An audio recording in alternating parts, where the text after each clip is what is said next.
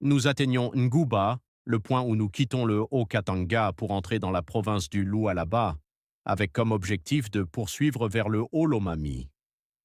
Les kilomètres défilent, les villages se succèdent et les paysages changent progressivement.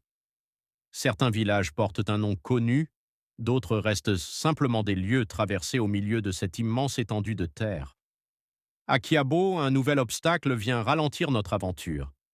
Sur une portion difficile de la route, notre camion tombe en panne au milieu du passage. Un injecteur du moteur s'est cassé. Sans réseau téléphonique pour demander de l'aide, une personne doit partir à pied chercher une solution. Après un bricolage et une réparation improvisée, le moteur redémarre.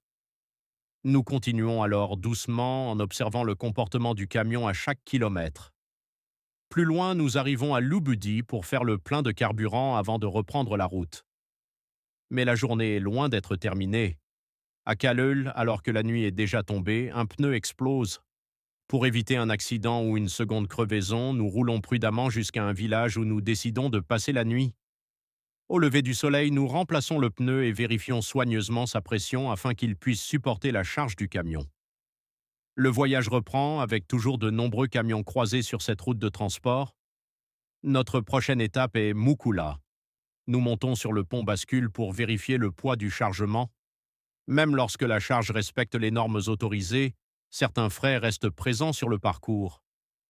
Après le péage de Mukula, il ne reste qu'une douzaine de kilomètres. Les derniers kilomètres d'un voyage marqué par les obstacles, les réparations de fortune et les longues heures de route. Enfin, nous arrivons à Luena Makala. Après 450 kilomètres parcourus, le voyage prend fin. Une traversée qui nous rappelle qu'au-delà de la destination, chaque route possède sa propre histoire.